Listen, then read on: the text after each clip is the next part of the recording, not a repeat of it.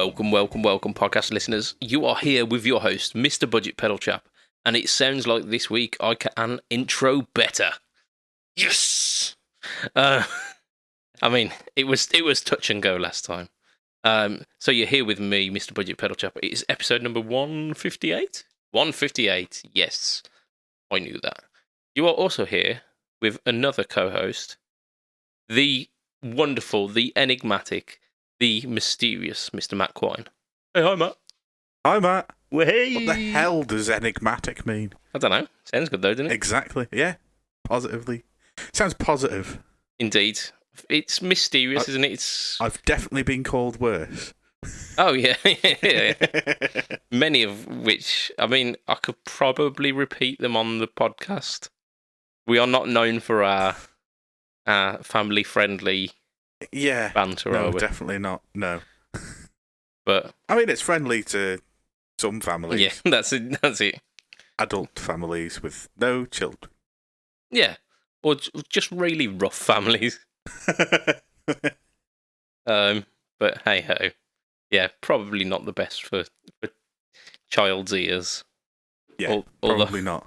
Although that being said, I have listened to the podcast in the car a couple of times for quality purposes. With a child in the car? Yeah. I'm surprised he doesn't swear like a sailor.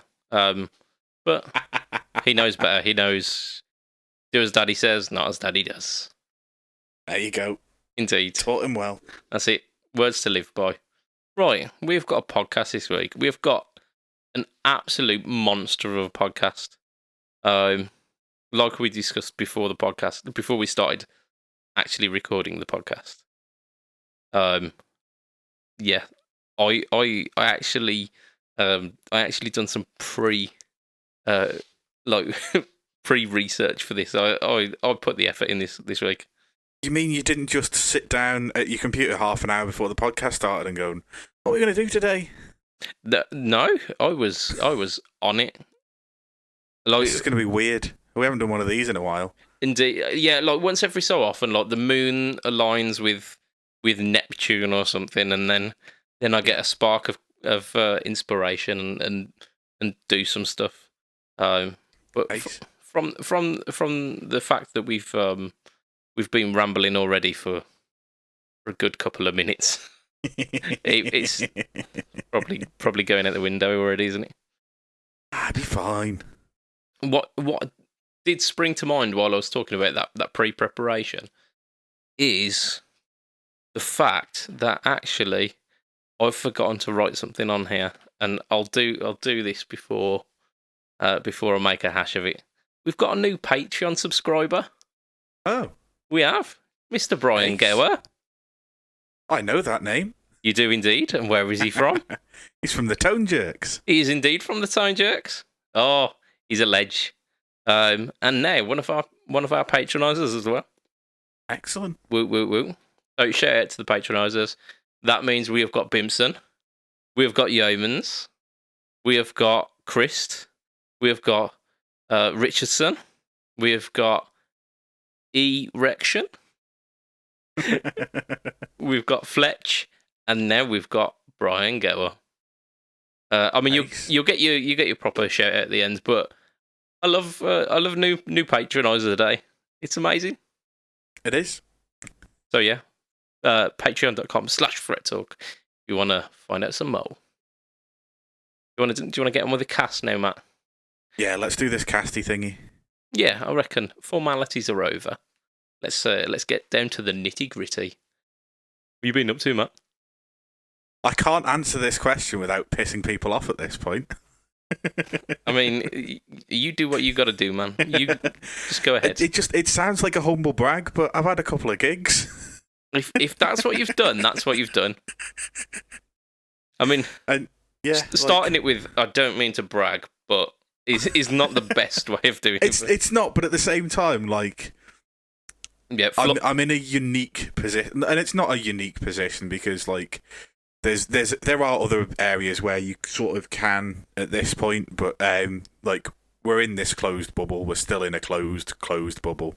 Yeah, and do whatever we want. So I did a gig with I'm gonna call them the old band and the new band just so that I can get it in my head. So I did a gig with the old band, which was good fun. It was just kind of like I can't even remember what it was for now. Gig with those guys. Went through all the old stuff again. Same, like, the reason I looked for the new band was because we were playing the same songs over and over again. And don't get me wrong, I love doing it. The guys are all great. The guys know exactly what they're doing. We just kind of fall together. We have practiced, but don't particularly need to because, like, we've been playing together for, like, I've been playing with the singer and the other guitarist for 10 years, the bassist for 9 years, and the drummer for 7.5. So, like, yeah, we've been a steady lineup for 7.5 years at this point, so it's all kind of very fall into place and just have a bit of fun. Yeah, you're pretty much sorted there, aren't you? It's like a comfortable blanket of music, isn't it? It is, yeah. So had a gig with those guys, went very well. No issues with gear or anything. And yeah, it's just a very kind of nice, happy gig. And then had to practice with the new band in the midweek to get ready for a wedding. So the singer's sister was getting married, and got married last Saturday as we record. And we were playing it. Obviously, it was a very scaled down wedding. They're an Irish family, and I believe the groom's family is also Irish. So it was very scaled down. It wasn't like the traditional like 200 people wedding because it was just the Isle of Man locals. So there was, I think, 40 or 45, something like that, kind of in the venue. So it was very scaled down, but it was really good fun. I had to learn a few tracks for it. So the first dance was Wonderful Tonight by Eric Clapton. So I had to learn that, which is I love Eric Clapton, so I was very happy to do it. It's a very easy song to play, but yeah, it's not his most taxing, is it? It isn't, but at the same time, it is quite a soulful song, and it's a nice song to do as a first dance. Yeah. And we kind of like spur of the moment, like on the I think we practiced on the Tuesday, and the gig was on the Saturday. We were like, should we throw some new songs in? So like, had to. I was panicking because they were like, "Oh, we'll do some Stone stuff," and I'm like, "Fucking hell, I don't have a guitar in open G, and my variacs. I've got an issue with the B string snapping at this bloody saddle every time I string it, so that's in for repair with a luthier or a guitar setupy guy. I call him a luthier. I don't think he calls himself that. Yeah, but he's having a look at that. So it's like, right, I've got a Telecaster, haven't I? So that's going in open G. So, and then they were like, "Oh yeah, we'll do Honky Tonk Woman. That's a fairly easy one." And I looked at it, it's like, "Oh, he doesn't use a pick with this one. I don't do not using a pick." This is going to be interesting, but I managed to do it. Like, I'm very basic at it at the moment, but enough to kind of get through it. Like, yeah, you learn a few licks in the open style, and as long as you follow the right pattern around it, you're fine. And then as things go on, I can embellish it in different ways. But yeah, it's interesting playing an open G. I did it for Down Down, and that was it before. Yeah, I mean, we did that as one of the like songs per month, didn't we? We did. And I've got to admit, I cheated with that. I used the variacs to open G it. Yeah, so I used to use the variacs. Then obviously, like I say, that was in for things. I was like, right, okay, we'll put the telly into open G, and there's two versions of open G. So yeah, there's open G and there's blues G, isn't there? Yeah, so the version that Status Quo use, they repeat the same note with the thickest two strings. So they've got G and G. Yeah. Whereas obviously the Stones don't have a lower string because Keith just. I was about to say Jagger. It's not Jagger. Yeah. Yeah. Keith doesn't use the lower string, but traditionally it's a D. So I've had it set up with D, and like for the Status Quo number, I'll just rock it up to G. And I couldn't work out why he did it to start with until because the blues G on the variacs it's got a low D on it. But if you make that a G instead, it gives almost like a chorus effect because of the fact that I've got offside because I've got compensated saddles. So one of them is slightly not intonator correct, and it gives a proper like chorusy effect that you can hear on the record that I could never get. But I did, like, if you put chorus on, it's too much, and I couldn't work out how to do it before. And then I just happened to read something online that said, "Oh yeah, for down down, it's a G and a G, not a G and a D." And yeah, like just confusing as hell, but yeah, works well. So I'm really enjoying open tuning. So are you going up? What, like 2 tones on the low E? Yeah, so like it's either down a tone or up a tone and a half. Oh yeah, because it is. Yeah, because F is F's only a semitone, isn't it? Yeah. Of course. Yeah. That's pushing the limits of how far you can tune up, I would have thought. It is. It's very much on the edge. Like I ended up at so I took the Telecaster in to get it set up because setting up I can sort of do, but once I start fucking with tension and like tunings and like I just wanted somebody else who actually knows what they're doing to take a look at it. Yeah. And he was like, right, I'll set it up for D and just literally, if you're going to tune it up and tune it back down. He's like, seriously though, put 10s on it because I'm a 9s player. He's like, put 10s on it because it'll work better, and actually it does feel better under fingers than when I was doing it just myself. When I was practicing, because the guitar was in for a setup, I was using the Cabronita, and the 9s do feel a little bit loose on the lower strings. Yeah. Because apart from that low E, a lot of it's going down, isn't it? Yeah, so you've got like 3 strings stay the same and 3 strings go down a tone. So yeah, like I went up to 10s in the end, and they like it does feel better. But like I've started to learn like a load of other Rolling Stones numbers and a couple of other Status Quo tracks just because I've got a guitar now in Open G, and it's really fun. It's like it's all very basic shapes. Like it like the Stones thing. I don't even know what the official like. I think it's like a suspended 4 with a 6th in it. Is the kind of like the Keith kind of sound, but you just make it a minor 7 shape.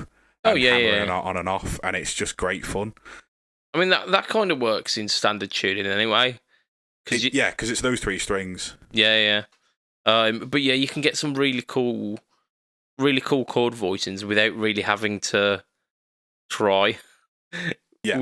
If you want to go for spicy chords in standard tuning, your fingers kind of have to work for it. Yeah. Yeah. Our pal Chris Wilson posted up a video this week, actually. Oh, he was doing Dadgad, wasn't he? He was doing Dadgad, and yeah, he was like doing some fairly kind of normal shapes and getting some quite folky, ethereal sounds coming out of it.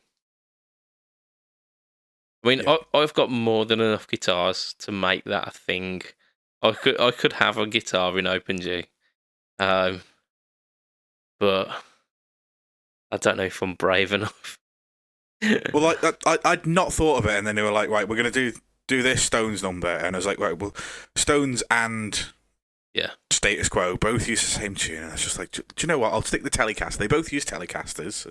Yeah, I'll stick the Telecaster in that, and yeah, like it's great fun, and like playing on the night, I had to kick the Rangemaster in to kind of because obviously playing with a Les Paul for most of it, the pickups in the Classic Vibe are a lot lower output than a LED, but just kick that on and it's kind of got that up to the same level, gives it a little bit of extra grit, and it just kind of worked really well.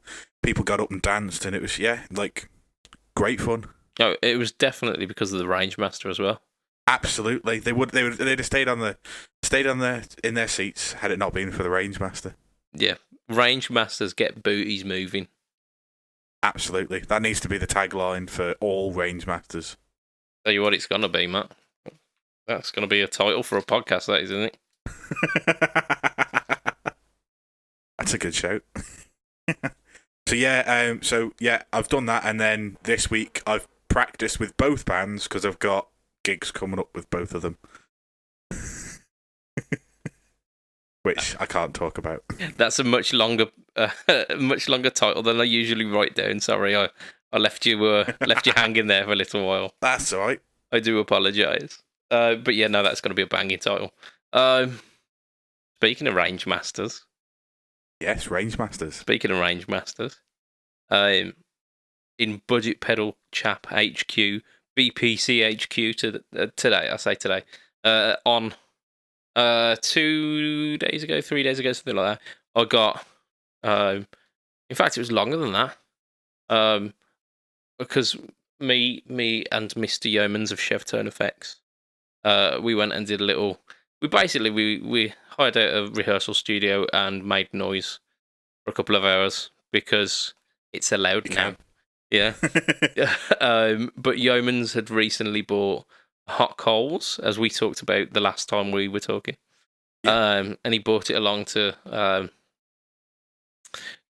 practice. And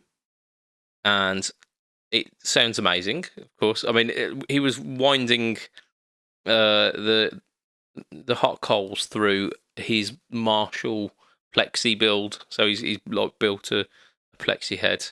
And that in and of itself is just a glorious tone. But he's graciously let me borrow this hot coals. So hopefully, by the time that this is released, there will be a no talk tone on the hot coals. I've only had a little chance to try it out. But I mean, it's your standard fare for a Rangemaster. You turn it on, it makes you smile. So. Yeah, so you turn the knob up more and it makes the smile go bigger. That's it, and it does. It really encourages you to just keep turning it up, because the more you turn it up, the more grit you get for it. And with that, it just makes things better.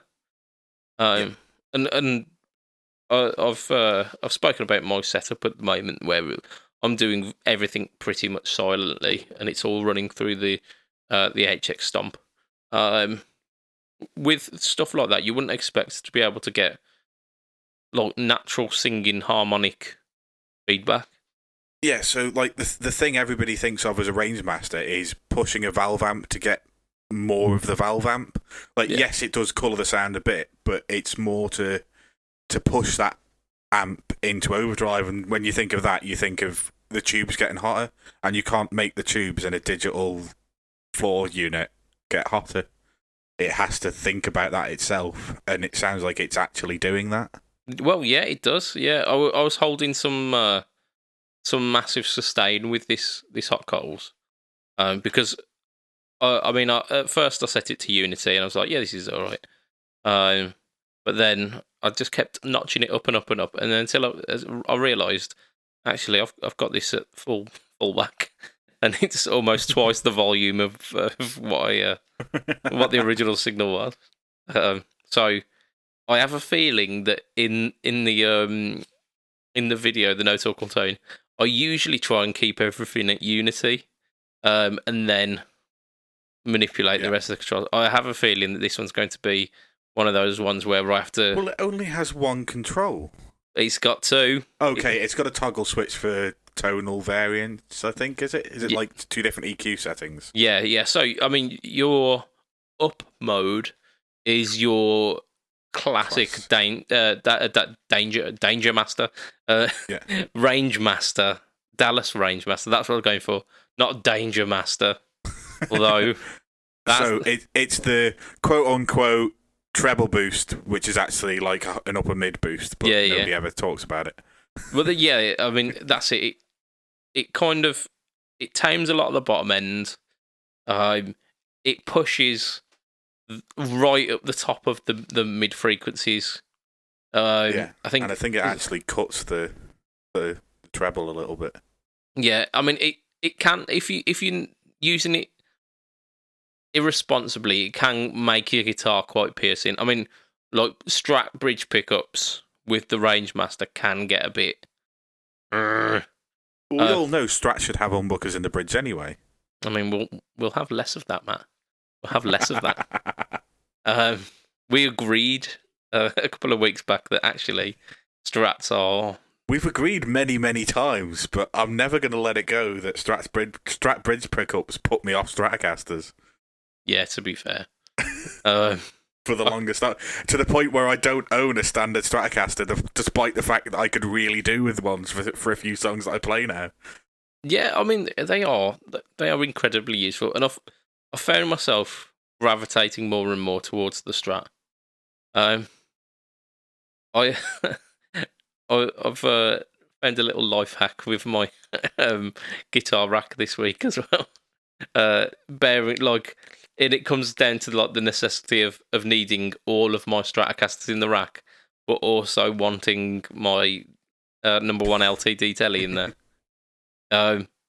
So the rack like props right up against my computer desk, and there's probably about 4 inches of space between like the front of the rack and the first guitar. And in that space, you can prop another guitar, so it's resting up against the. So I've turned an 11 guitar rack into a 12 guitar rack.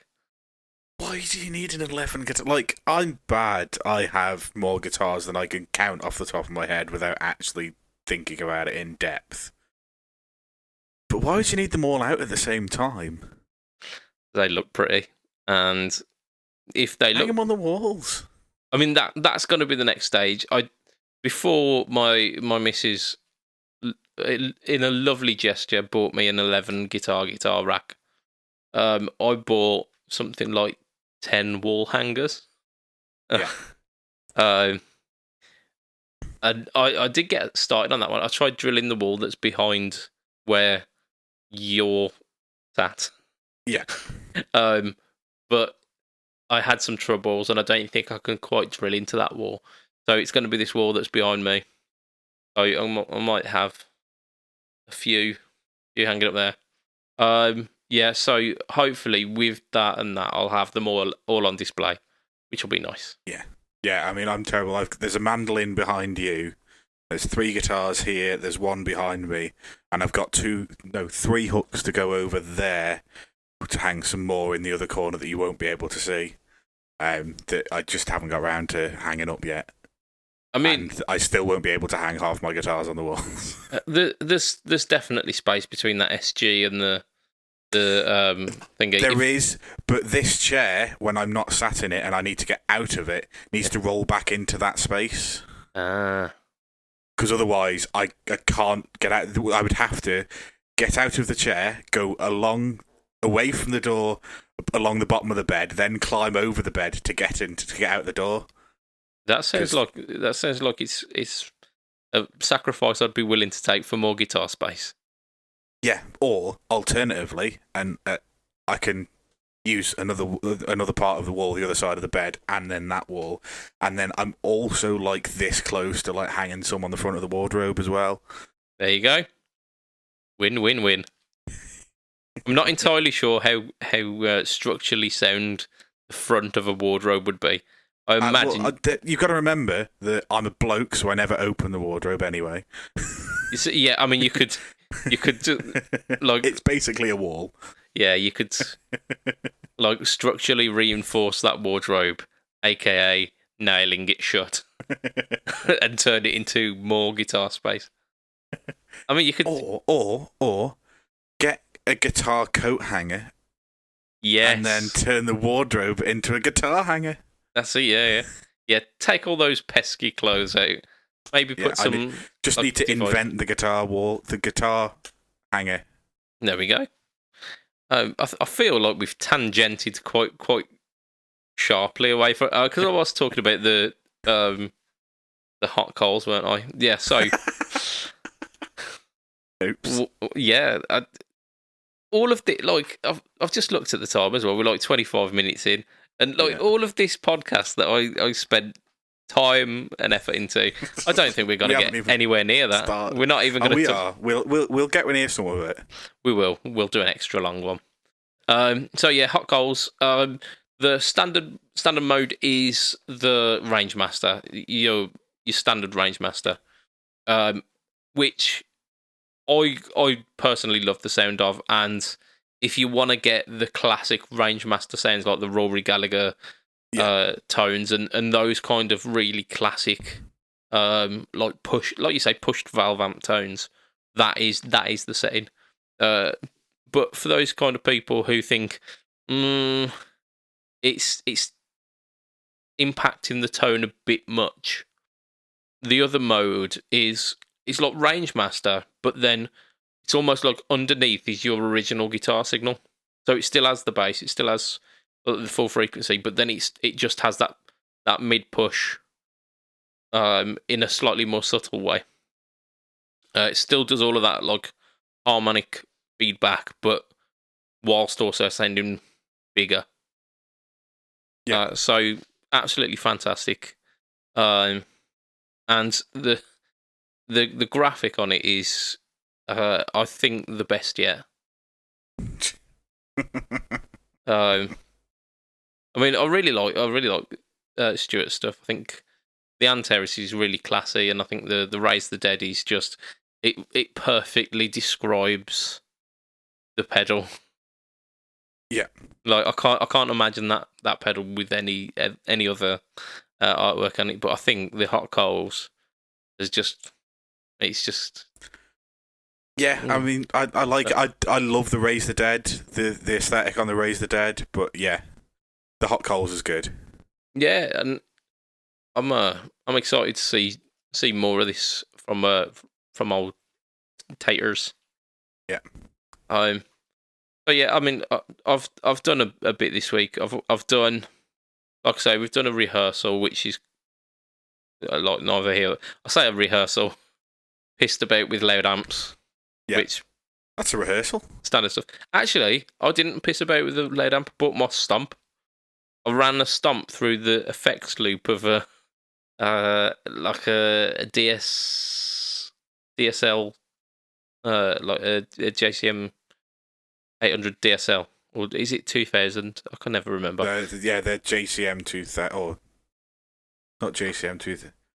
DSL? Yeah, I can't remember now. I had one. I had the TSL, but yeah, are they JCM 2000 TSL 60s and DSL 40s and stuff? Is that does that sound right? I don't know, but yeah, one of them. I bypassed a lot of the controls on it. I was running directly into the effects loop. Yeah, just running the preamp on the stomp. On the stomp, yeah, like none of the cab modelling, none of that. I think I run a spring reverb in it as well. So literally just like a Fender Twin and a spring reverb, and it sounded fantastic. I just I built the patch there and then at the front I had like a really subtle optical trem, and then like would kick in either like the tone sovereign, which is like the King of Tone, or an OCD, depending on how much drive I needed, and it sounded fantastic. I mean, Yeoman's can attest for how convincing that tone was. But I will leave the stomp there because it's nothing new, and I've made my opinion very clear on on how good it is. Right. So, sorry, I just saw an error message on my recording computer saying something about storage. So maybe I'm just gonna keep my eye on that. Yeah. That's worrying. Right. What else have I done this week? Oh, Joyo Ultimate Drive. I've done a few videos on that. I finally gave it the no talk all tone treatment. Yeah. Largely, I mean, partly I'm running out of pedals because of lockdown. There haven't been as many pedals coming in my way. But a lot on top of that, the cheaper Chinese pedals tend to do really well. And I've done like a few to indulge myself. I've done some to appease, like every so often I'll go through a phase where I've got to kind of justify having a couple of Boss pedals in my wardrobe. and go, actually, yeah, they do sound pretty decent. There's a reason. I keep them there as a reminder and a yardstick as well. Yeah. Um, Actually, boss make good pedals, and nobody uses them anymore. Yeah, and it's a bit of a taboo subject that actually their pedals are really good. Yeah, I mean, you can understand where all the other pedals are kind of aiming at, like where they've come from. So even if, because like some of the designs, like the DS1 it's a design that's largely unchanged since the 70s. Yep. And it's not the most refined, and it's relatively noisy in comparison to the gain, but it's fun. It's really fun.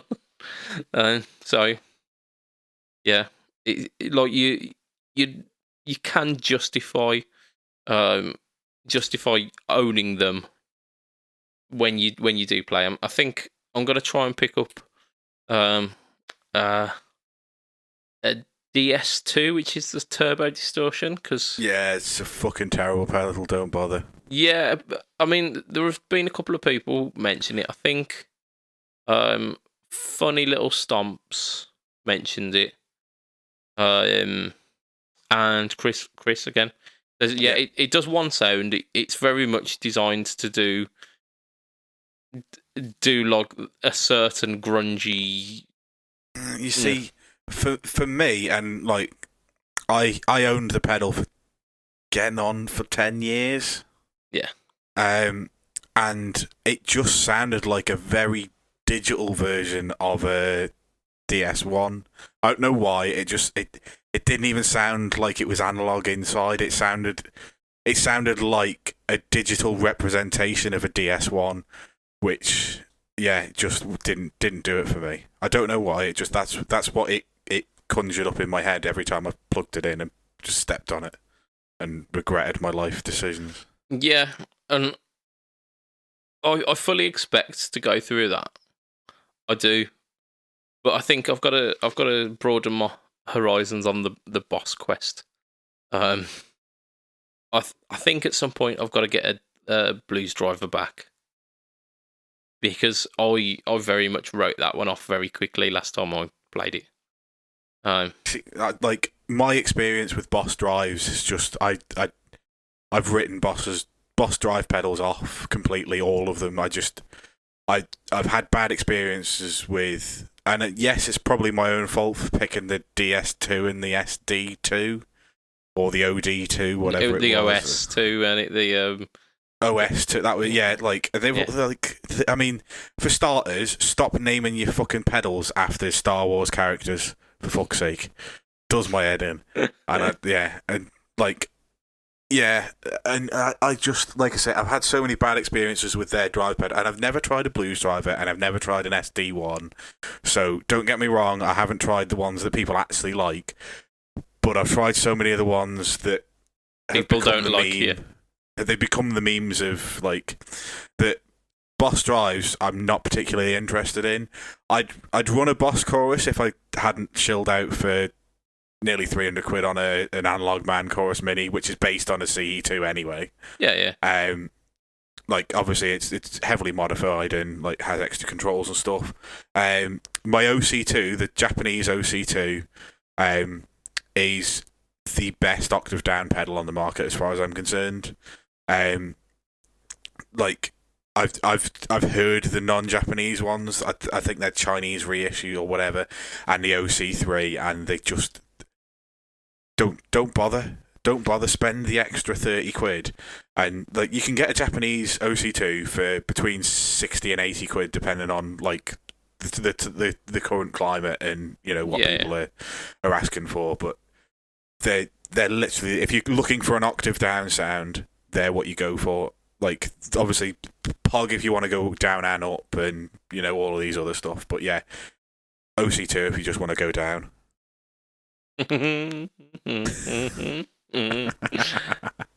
I will leave that there. But yeah, there is some fantastically legit Boss pedals, and I think I need to dip my toe into some of that stuff. Yeah. I probably do as well, but like I own enough pedals as it is. Yeah, I mean that's currently the issue. I've got an overflowing cupboard. I've got what is essentially a step aerobic step next to me, full of just pedals hanging off it.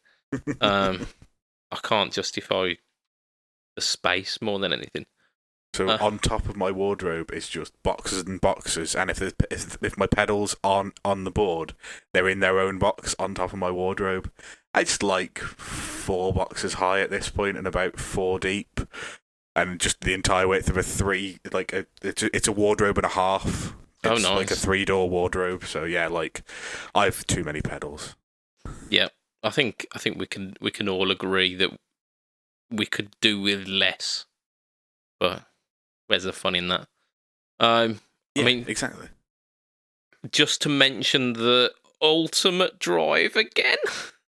Because I was very aware that I'd briefly talked about it and then just went on about boss pedals. Very much the Didn't you start off by the boss part by talking about cheap Chinese drive pedals and then immediately saying boss? Yeah, because the cheap Chinese stuff is it finds like the YouTube traffic kind of finds itself pretty much. Boss stuff has an inbuilt audience as well, because like 90% of like new guitarists will see a DS1 on the marketplace and go, I need to know what that will sound like in my rig, and we'll go into YouTube DS1. So it's got and same with the Chinese stuff. It's got an inbuilt market, and I've done some indulgent stuff. I went back to the Ultimate Drive, which last time I played it, I remember it sounding quite nice. It was not as impressive this time round. I mean, it got me playing like Sabbathy style riffs, which is kind of cool, but the gain control on it is just, it's all wrong. Like you turn all the gain off, and it's kind of like a subtle gritty push, which is nice. Then by the time you've got to like 1 on the gain's almost like doubled, and then by the time you're at 2, it's almost at max gain. So it's really, really out of whack. Yeah, there are some good sounds in it, but you really having to coax them out. So it just made it more effort than it was worth. But I don't know. The feedback on it was people generally saying, yeah, I kind of agree with you. It's quite unrefined. But then again, like I think I picked it up for like a tenner. Because I was going to say, you regularly see them for less than 15 quid on the Gear Exchange, so... Yeah, and this one had like the battery cavity missing. So it literally just got like a bit of duct tape on the back. Yeah. So I was like, yeah, I don't need it to be pretty. I just want it to work. And apparently they're quite good for like a modding platform. So maybe one day, when I do eventually get my soldering iron out again, maybe. Well, let's. So yeah, I've done that. We'll talk about the other bit of news on the live cast, I reckon, because I do want to do some podcastiness.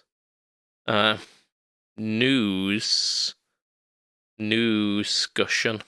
And that's me not being able to read my own writing and remember what I called it last time. News discussion. So we're gonna do some more news discussions this week. Yep. We might just do the one. We might save the other one. No, I think both would work really well. So let's kind of give it the space it needs. Right. So big bit of news this week.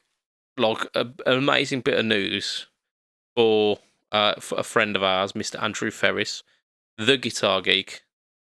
Harley Benton, they had a happy accident. They done goofed trying to make a Pelham Blue DC Junior. Yep. But in doing so, they made this kind of almost like the blue equivalent of surf green. And they went Blurf green.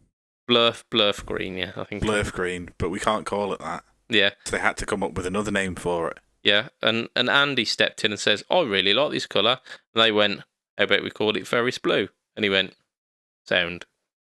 And that was the exact minutes from their meeting. I'm sure it was very close to that. So the DC Junior Fat, which is the big chonky neck one, has got a new colour, and it's a limited edition. I think 250 units. And they are already flying off the shelves. I've seen 4 or 5 people with them. Yeah, our Mick, the man who helped start this podcast, Mick Dodd, he's got one. Yep, he got one, and very, very quick. He did. He got one that I'm pretty sure he was posting pictures of it either the day that Andy announced it or the day after. That's a testament to Toman and their ability to just yeet stuff out of their out of the factory straight into your living room through the window. That's it. Just chuck it out of Germany and it'll land in the UK at some point. He's said some good things about it. There's been some stuff in other groups as well. I can't remember who, but yeah. Yeah. Well, I've seen it mentioned in a fair few places. Like, I think it's got a fair bit of traction because it is a very nice colour. Yeah. And it's a double cut Les Paul Junior, which people love. Is it double? I thought it was single. It's double. Is DC it? Junior. Of course it is. Of course it is. I'm just DC. Just testing you. Do you think it's a David Cameron Junior? I don't know. Right, David Coulthard, maybe. Yeah, Dumb Cunt, I think is the is the one.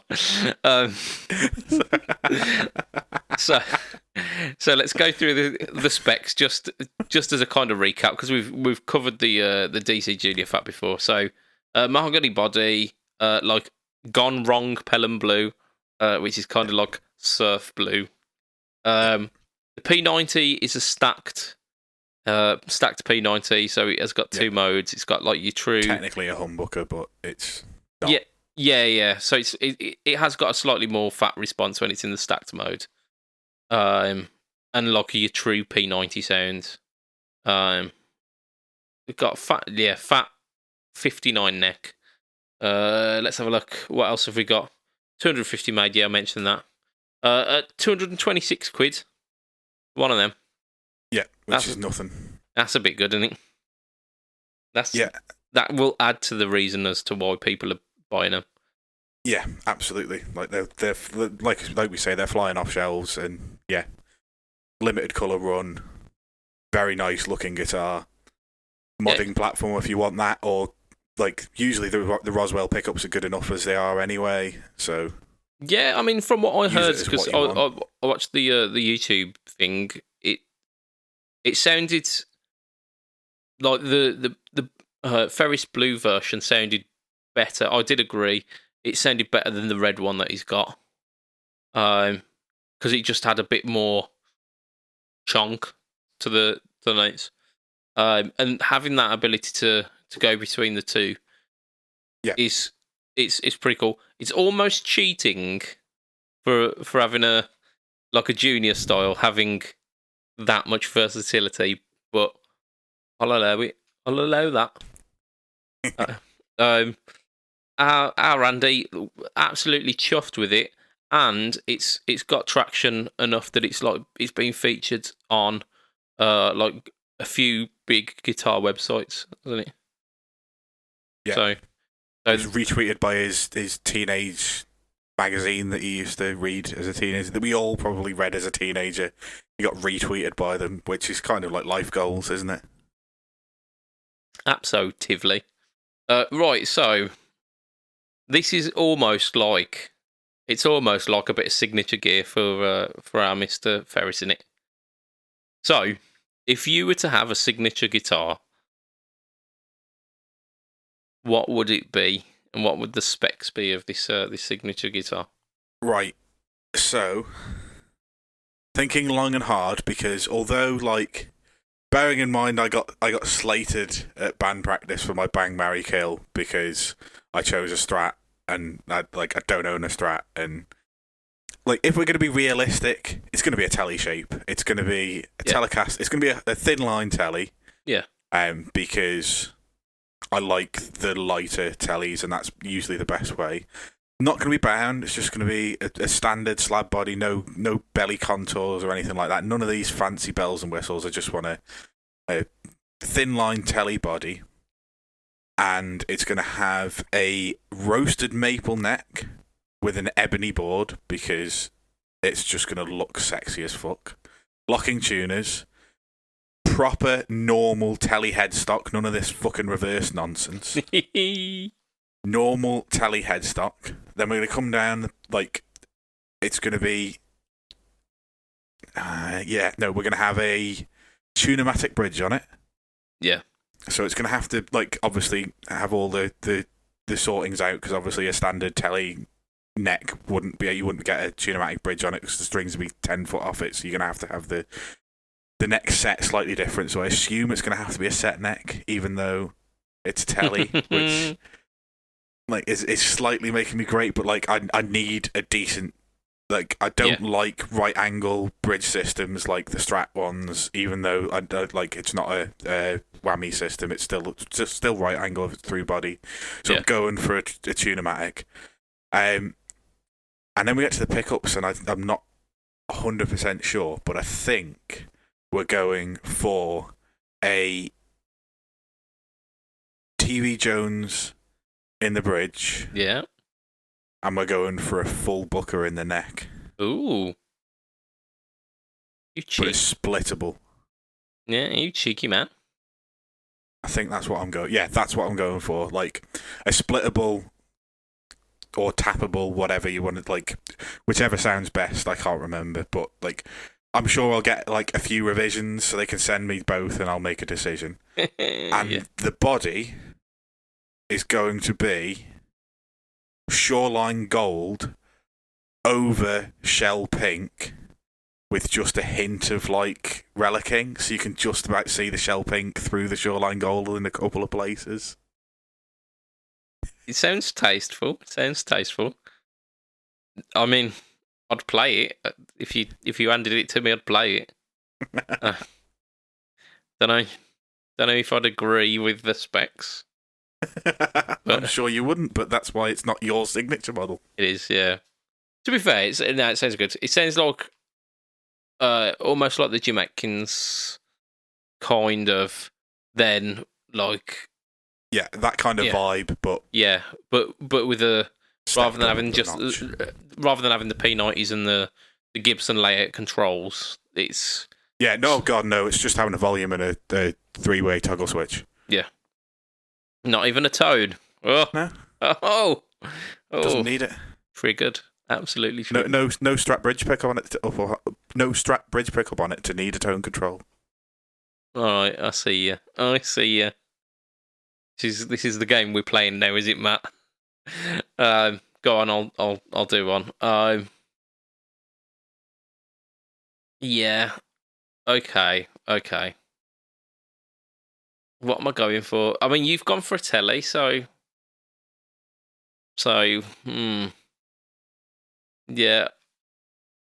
Look, I probably would go for a telly, but just for the sake of making it slightly different, I'm gonna go for a Strat.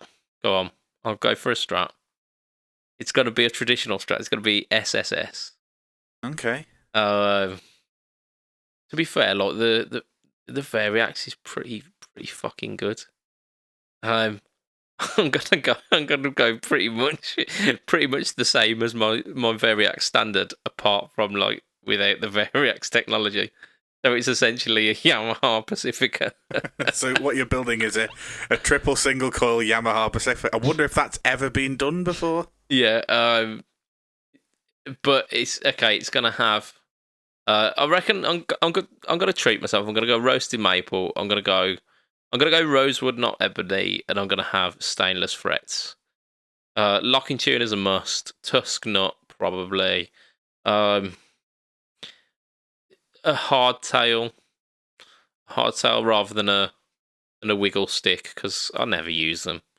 Yeah, and it makes things less complicated there. Like one of the decent Wilkinson ones, the ones that are kind of more modern looking. Might even go for a Babix, you know. Go on, it's a signature. I'll go for a Babix. Push the boat out. What? Push the boat out. Yeah, might as well. Yeah, I'll go for a Babix. I'm gonna stick some Fletch pickups in it. Go on, and they're gonna be the ones that I've got in the Strato Tele, so like Alnico 2s. Because they're pretty nice. But with that, I've got the Fez Parker mod, and I don't think I'm gonna go for that for my signature. That will be the signature deluxe edition. I'm just gonna have a volume and a tone, and it's gonna be standard 5-way switch. It's gonna be black like my standard one, but it's gonna have a torque guard and cream pickups. Okay. So it's just it's a bit reserved, a bit classy. And if we're gonna go for the deluxe one, it's gonna be seafoam green, and it's gonna have a torque guard and cream pickups. So yeah. Go on, I'm gonna throw in some binding as well. Why not? Where are you throwing the binding? Body only on the front face. Strap body binding. You look at the Aerodyne strats. I fucking hate it. Aerodyne strats are beautiful. Nah, you're wrong. It's gonna look nice. There we go. Nah. That's what I'm saying. Oh, and the headstock's got to be reversed. Fuck you, Matt. Fuck you. I mean, I can't be doing with reverse. Like, I don't understand reverse headstocks. It's like people tell me, oh, it changes the tension. Well, no, it doesn't. It physically can't. Physics doesn't work that way. So it can't change the tension. And the only thing it does do is increase the tension on the headstock itself by giving you more of a thick string pulling against the headstock. So all you're doing is increasing the likelihood of snapping your headstock off. And also, when you tune it, it looks like you're trying to tickle another man's balls. Oh, I'm not entirely sure how you tune a headstock, but you go on like you can't tune it normally, can you? By the time you're at the furthest one away, you're tickling a giant's balls. Yeah, okay. Like, yeah, you can't. No, you're not doing it from the top, though, are you? You're doing it from underneath. So you've got the cupped hand ready for for a cheeky feel. Yeah. But yeah, I imagine it's got to be something like that, where it's a decent quality Yami Pacifica, essentially. Oh dear, what has my life come to? So talking about signature gear, we've given a bit of an idea of what ours might be. How about like current signature gear? What's your favourite that's on the market, or that has been on the market? Favourite signature gear? I'm going to be really boring. The best piece of signature gear I've ever played was an Eric Clapton custom shop Strat. Yes, you have mentioned this before, yeah. Yeah, I played it at Steve's, and I love the is it TBS. I think it's TBS is the tone circuit that's in it. Yeah, but the Eric Clapton tone circuit, that obviously it needs a 9-volt and everything, and yes, that makes it really inconvenient and stuff. But It plays fantastically. The pickups sound incredible. That tone circuit adds something to the Strat that kind of... It's almost like having a tube screamer built into the guitar. Because obviously, you're always talking about how a tube screamer improves the sound of Strat pickups. Yeah, absolutely. This is like an inbuilt tube screamer already in there, making the Strat pickups sound better. So in terms of guitar, yeah, like it has to be the Eric Clapton Strat. It's like as a kid, it was the iconic thing for me. Like I was a massive Eric Clapton fan before I even picked up the guitar. Yeah. And I've stayed a massive Eric Clapton fan. Like, I know lots of people find him a little bit bland and whatever. Like, welcome to your opinions. I personally really love a lot of his stuff. I know, like, just like everybody, some of his solo albums aren't great. Everybody goes through that phase. You pick anybody that didn't die at 27 and they've got some shit music. Even the ones who did die at 27 have shit music. You're just glorifying them because they died young. Yeah. It always makes me laugh when people mention Clapton and say, "What's Clapton and coffee have in common?" Go on. They both suck without cream. And like, yes, his best stuff, like by a country mile, was the Cream era stuff. And like generally, people as they get older, and as they become successful, their musical input becomes more safe and more bland. It is the way I think. I mean, you think of like Macca, like his solo. Was the frog chorus really safe? No, but that's kind of like that's the middle age, isn't it? That's yeah. Like now he's churning out kind of safe poppy, just generally like people listen to it because it's Macca. It doesn't like it isn't a patch on the early Beatles stuff. And it's not as batshit crazy as like some of the stuff that Wings and like the frog chorus. So yeah. You mentioned Macca and like the meme that was going. I don't know whether you've seen it. There was an NHS pamphlet with a woman on the front talking about dementia, and it looks like a Paul McCartney album cover. And I can't even remember what it says on the front now, but it just pops in every time somebody mentions Paul McCartney now. That just pops into my head. It's like an orange background with a black bit and just like a picture of an old woman who looks very much like Paul McCartney does now. Yeah. And it's then like the tagline always goes along with it as well. The new Paul McCartney album looks shit, doesn't it? Yeah, totally. Yeah. Oh, there's quite a few memes that pretty much ruin classic rock. And like those artists who have like spanned many careers. I've gone on a little bit of a journey thinking about what my favourite signature gear is.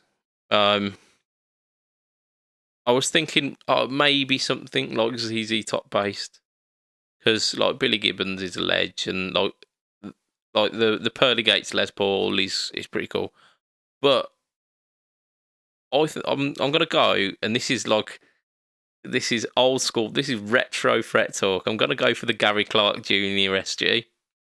Oh yes, nice guitar. Yeah, like it's got 3 P90s. Like you can't argue with that, can you? Cannot argue with that. You can, but it'll kick you in the face for it. No, that's it. Isn't it? Like an SG with P90s in it is a fantastic thing. It's a beautiful, beautiful thing. Sticking an extra P90 in there is just it's not going to harm it, is it? Yeah, it's pushing the boundaries of tone science. So hats off to that man. And he was in an episode of the second series of Luke Cage on Netflix. And I love Luke Cage. It was a fantastic bit of TV. Didn't he do a Beatles cover for Luke Cage? Uh, n- I feel like he did something like Come Together, y- and they used part of it in a scene, or maybe as the theme for Luke Cage. I don't really know. I vaguely remember him talking about it on a TV show around the time that guitar came out.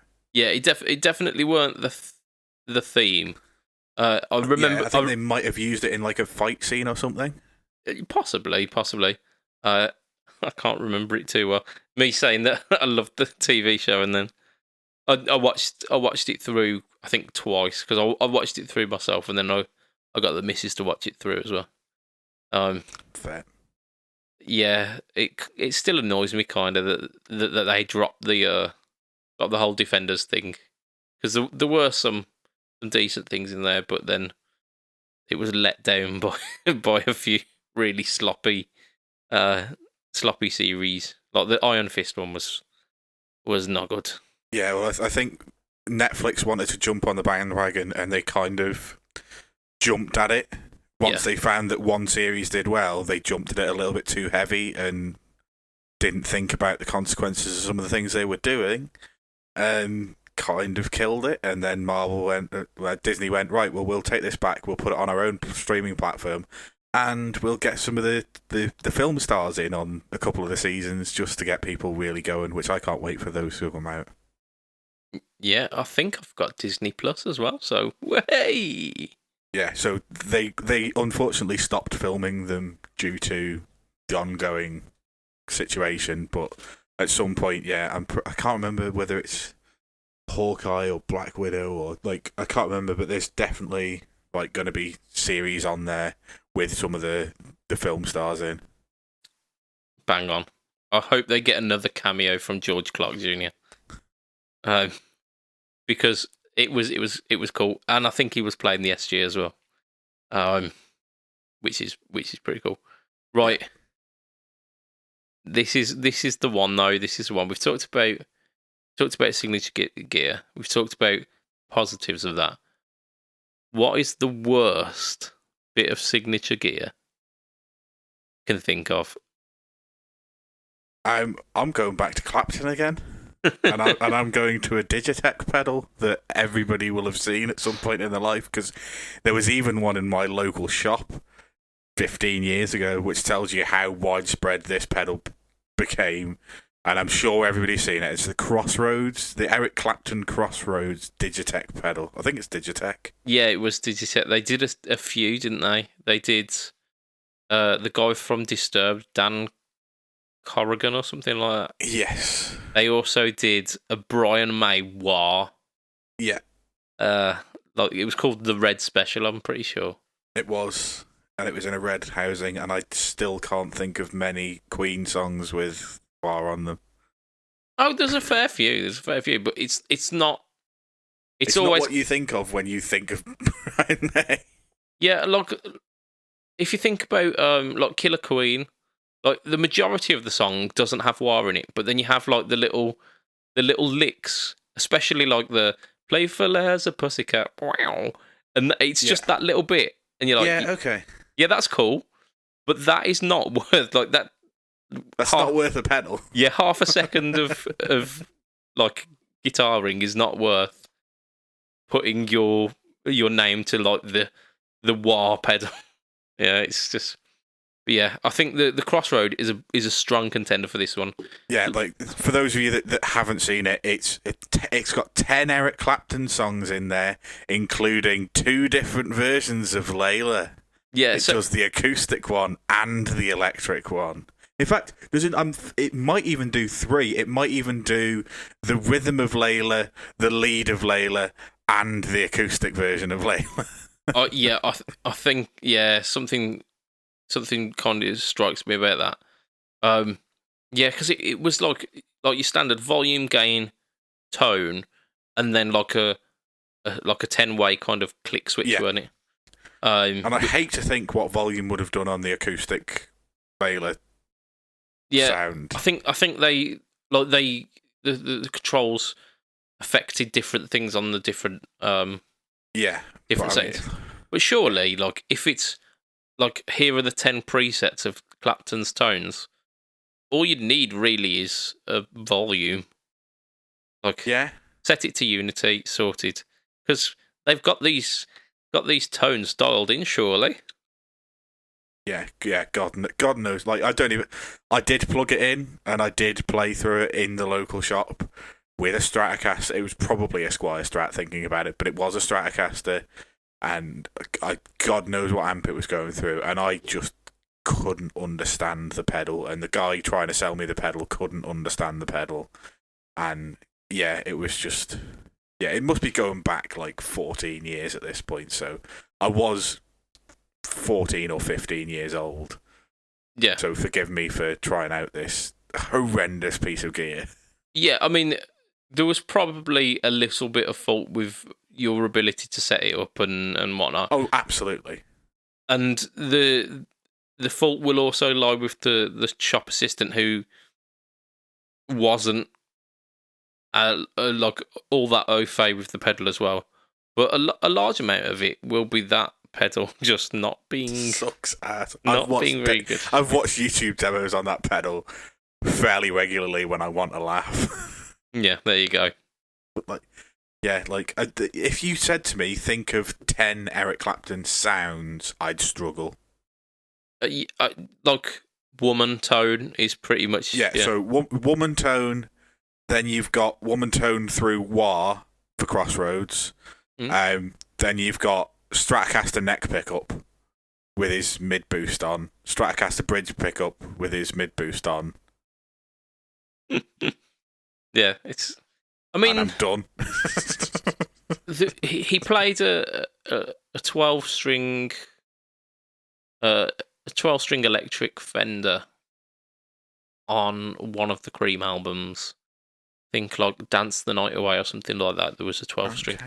So you could get that. I suppose like Layla, like guitar tone, Wonderful Tonight lead tone and yeah, rhythm but I tone. mean that's just smooth Strat neck pickup, isn't it? Or yeah, pretty much. I mean, you could use that for a few of the the Cream tones as well. Yeah, and then like if you want to go really bloody out there, get his I Shot the Sheriff tone, which is just clean Stratocaster.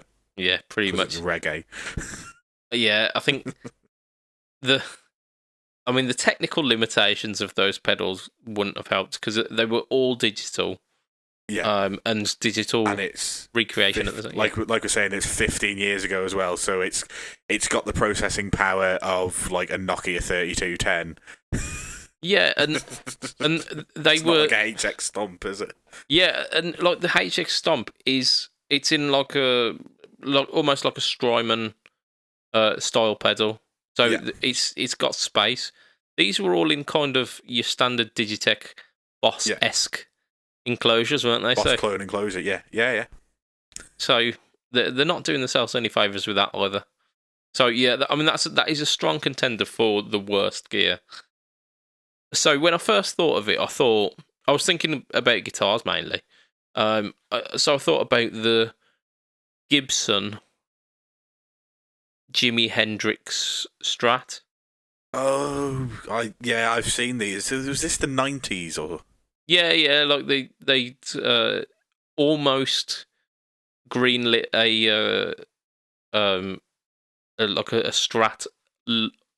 Strat-like guitar because it weren't a Strat because it was Gibson doing it. Yeah. And it had like authentic Hendrix blazoned over certain bits, and it was essentially a Strat. But like, if I think about that, it probably weren't a terrible guitar, and if I played it, I'd probably get along with it because I kind of like Strats.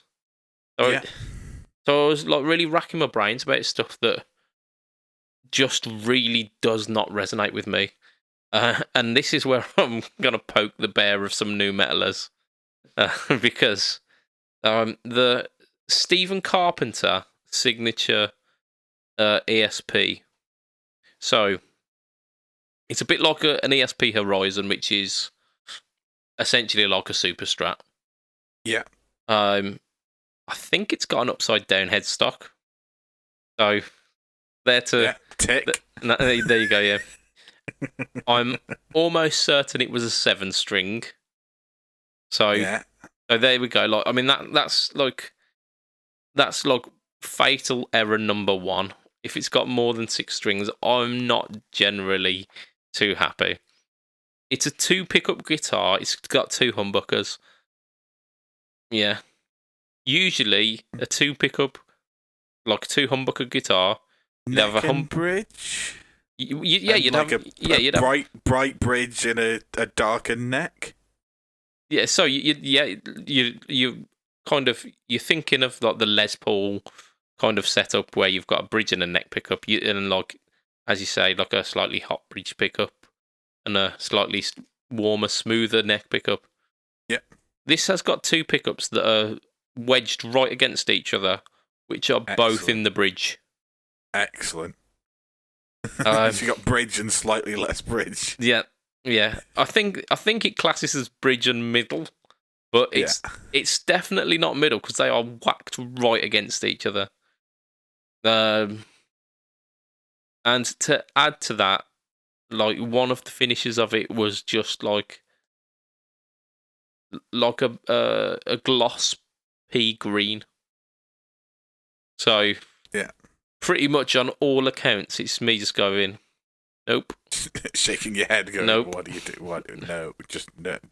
Yeah. Like you mentioning that, like it reminds me, like I am a 6-string guitarist. I am a guitarist, not a guitar-y bassist or a bass-tarist or anything of these like fiddly in-betweenies.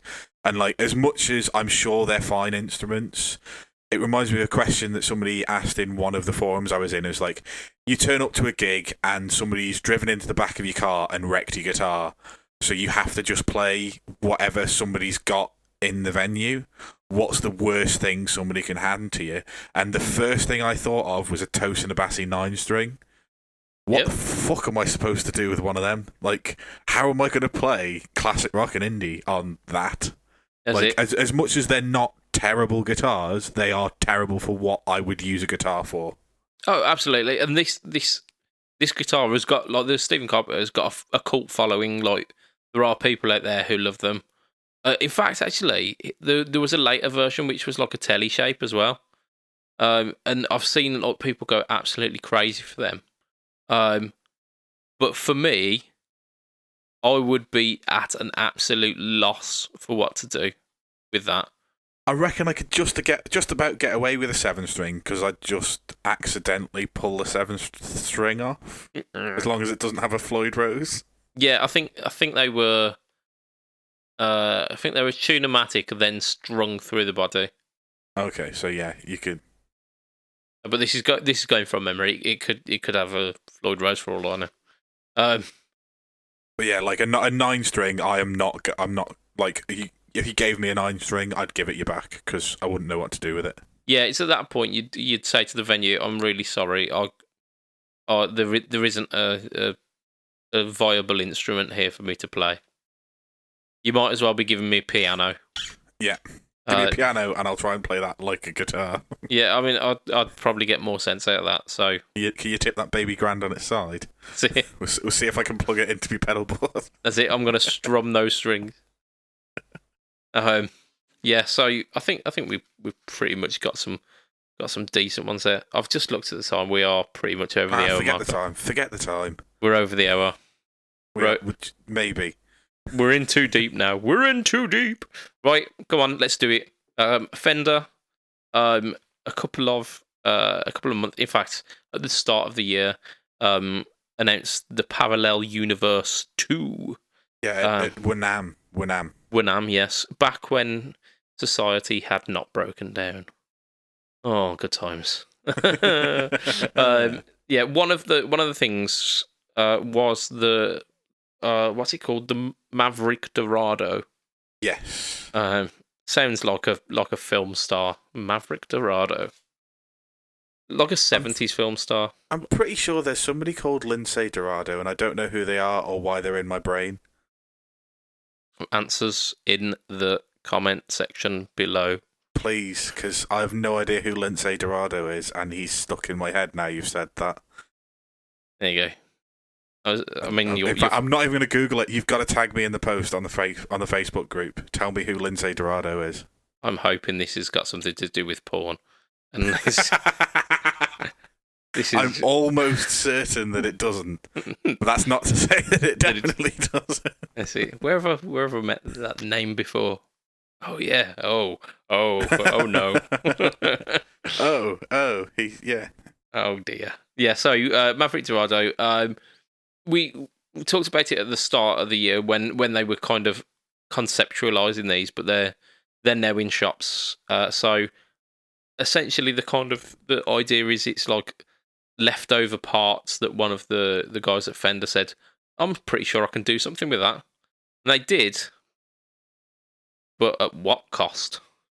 Yeah, so it's like a 12-string neck with like a modified Jazzmaster body.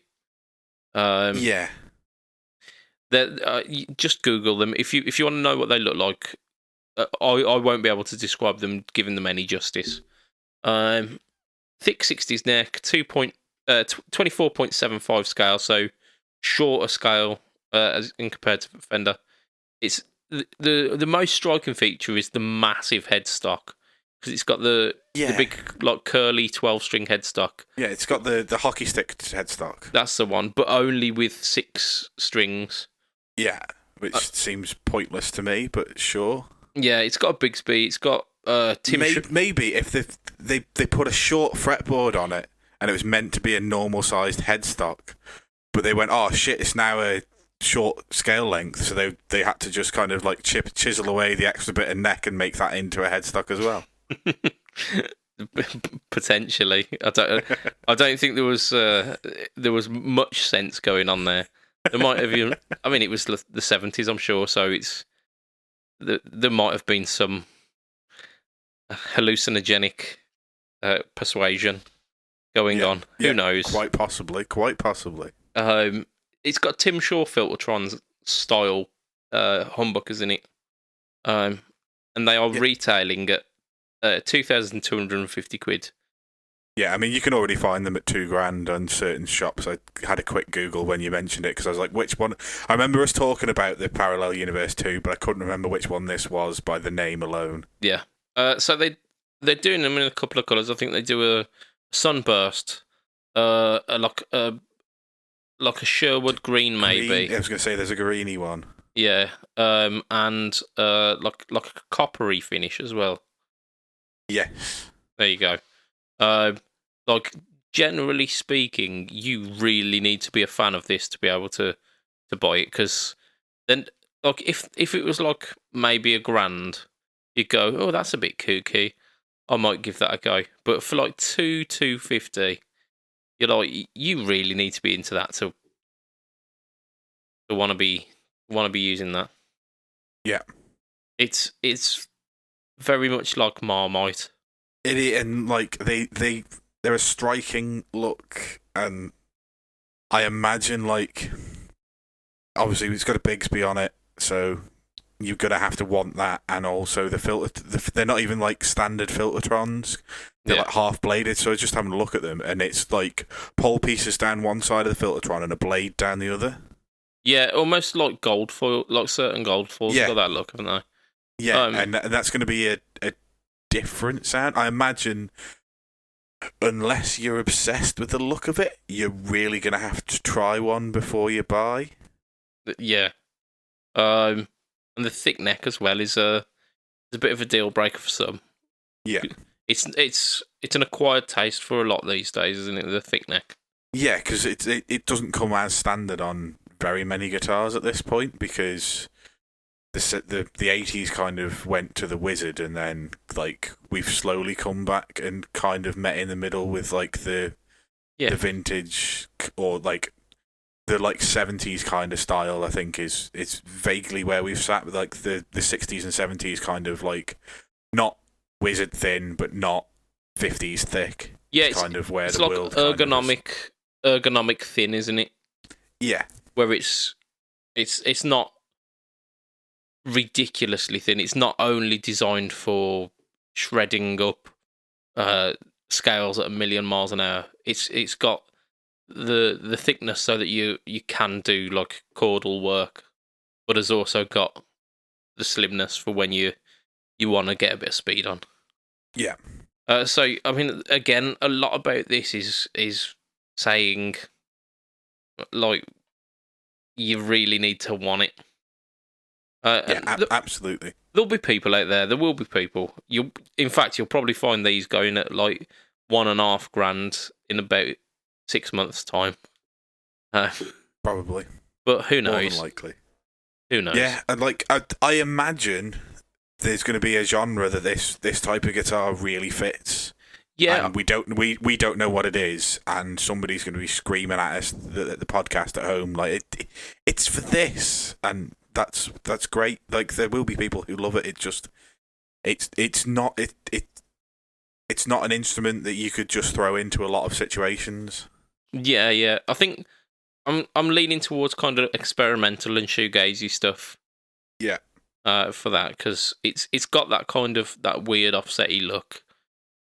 It's got the Filtertron Booker, so they're going to be a bit jangly, and yeah, that's kind of where I'm pointing towards, was it?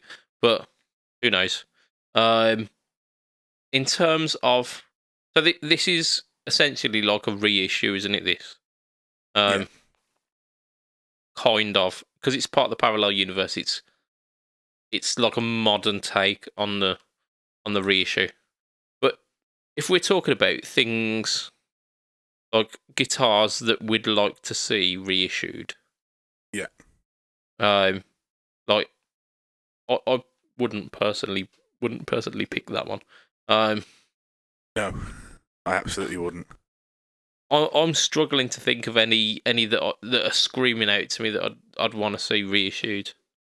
One I think that needs to be gone from like something that gets reissued every 10 to 15 years.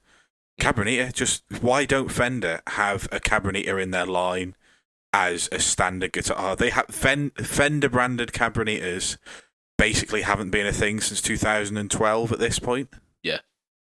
So like my Mexican was the last Fender branded. Obviously they had Squire after that, and before that they had the custom shop ones. But yeah. They seem to do them in a run for like 3 to 5 years every 15 to 20 years.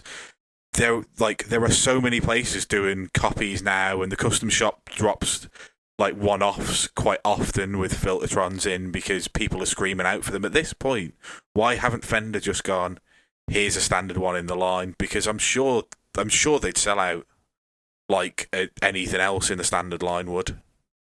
Yeah, and I think the one that I'd suggest for it is a very similar kind of thing. I'd suggest the SG Junior. Yeah, because absolutely. Again, why isn't that in the standard Gibson line? Yeah, it comes in maybe for like a couple of years, and then it goes for like 5 to 10. Yeah, and like with the standard Junior as well, that was gone for a while, and then it came back in like the custom shop, and you're like that. Yeah, you're completely missing the point of the Juniors and the whole point of the Junior. They're the cheap throw around guitars. We don't want to spend $4,000 on one. Absolutely, they don't need to be like £500 at one. They don't need to be like beautiful, immaculate finished, like thick nitro finish, high gloss. It's not about that. It's like thrashy kind of. Yeah. Not throwaway instrument, but like throw around instrument. Like you're not going to buy one of those and shred on it or try and play like intricate bluesy jazz fusion. Like they're a rock instrument. Like they're a loud bridge pickup on full in your face kind of. That's what everybody knows the Junior as. Yeah. I mean, Gary Moore was thrashing one around in Thin Lizzy at one point. When I think of like the standard Junior, I think of Leslie West from Mountain, and people like that. Like it's no bells and whistles. It is just straight up rock machine. Yeah, it to me, like I think of pop punk and kind of just like 3-chord kind of upbeat, heavy, or not even heavy, just like aggressive kind of. I mean, you take Tom DeLonge from Blink. Like his signature strat was like a single Duncan Invader in a strat. So it takes a very similar. Yeah, and then Billy Joe Armstrong from Green Day again. Yeah. Yeah, so like that's the kind of thing I think of when I think SG Junior or Les Paul Junior. Yeah, fair cop. I also I think of that kind of music. Like, I know this is going to sound offensive to people who like that, and I still listen to bits of that type of music. But I think of that as like teenage angst music. And I know that's going to offend a lot of people, but like at the same time, that was their audience at the time. Like Blink-182, Green Day, all of that kind of stuff was kind of aimed at the teenager, and everybody else just kind of went along with it. Yeah. It's the tool for that soundtrack of that generation, isn't it? I suppose. Yeah. Yeah. So I think those are two pretty solid examples of stuff that would really do well. I mean, I'm just looking at my guitar rack, and that Vox over there would be a brilliant one as a reissue as well. Yeah, they're absolutely fantastic. But it's in a similar style as the juniors as well, isn't it? Yeah. So I think something like that, and the Cabernet as well, because as you say, like they come out in like little flashes of inspiration from the custom shop, and people love them. Yeah, people go crazy for them, and like I know if you really want one, you can get a Gretsch and kind of get part of the way there, but then it's not the same. Just I don't understand why Fender just don't do a Cabernet in their standard line, or like you say, Gibson do a normal priced SG Junior and Les Paul Junior and a double cut Les Paul Junior, because there's a bloody market out there for it. Oh yeah, especially over the last couple of years as well. Yeah, those kind of stripped back guitars have really come into the forefront. If we were gonna talk about reinventing the Junior, we've talked about the like single cut, like Les Paul style, the double cut, and the SG style ones. We've chatted about the fact that there have been single pickup Strats, which are kind of like the Junior equivalent of the Strat, and the Esquire for the telly. If we were to reimagine the Junior, but couldn't lean on those body shapes, what would you suggest would be the next Junior? In my opinion, Jazzmaster. I think a Jazzmaster with a single humbucker with a tunematic bridge on it, and just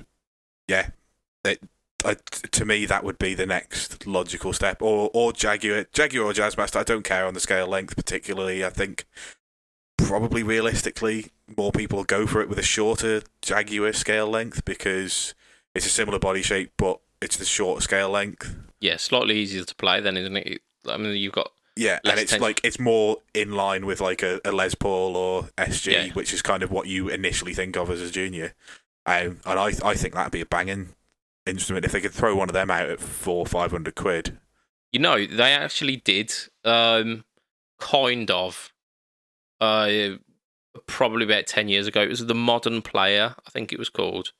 Modern Player Jazzmaster, where it was like flat finish, like matte, translucent, it was like a worn brown colour. And it was 2P90s. But with a tunematic bridge, and I thought that was an absolutely banging looking instrument. And I was surprised that they didn't kick off. I think if they were released now, they would be flying off the shelves.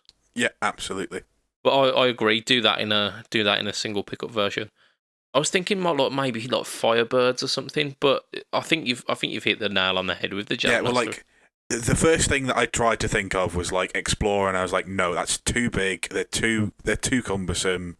Like as much as I love the look of the Explorer, they're a pain in the arse. There's a reason I got rid of mine. Like I loved it to death, but they're just a pain in the backside. They're just too big, too cumbersome. Like the case for them is bigger than a fucking base case because of the distance between the headstock and the pointy bit, the bit behind your right shoulder that's supposed to, like, normally that's where your arm goes over, but no, on an Explorer it's off past your right shoulder and just disappearing off into the distance. Like, as much as I love them, I don't think that's going to work. Yeah. I think you're right. I think a Firebird would work, but for me, like the Jaguar or the Jazzmaster, whichever one you want to go for. Like I say, I'd probably go the shorter scale length, but like you could get away with doing it as a normal scale length as well. Yeah, I think, like I say, I think you've nailed it. Like thinking back onto the Firebirds, they did a Bonamassa single pickup. They did. The £800 Epiphone. Yeah, and that was pretty cool. But it was flashy as well when it was like gloss finish. Yeah, guard it was on there too flashy, and yeah, it had Bonamassa's name on it, and yeah, £800 and yeah. Talking about signature guitars again. Yeah, actually, that's probably one up there for stupidest signature guitars. Was an £800 Epiphone with a single pickup in it. Yeah, it's like it had potential, didn't it? Like if they would have bought that out as a like £400 junior style Firebird, that would have been banging. Yeah, but no. Right, to round us off, because we are. This is a special this week for whatever reason. It is a special. We've got like a little kind of a little quiz based on guitars that aren't about anymore. So it's like guitars that either have been discontinued or were like one-offs. So I'm going to give you excellent the name of the guitar. I'm going to come across as a fraud here who knows absolutely nothing about anything. I've thrown in a couple that I liked from back in the day, and there's some that are pretty obvious, but we'll see how you get on anyway. This is just for kind of kudos internet points, and again, like if you're playing along with this,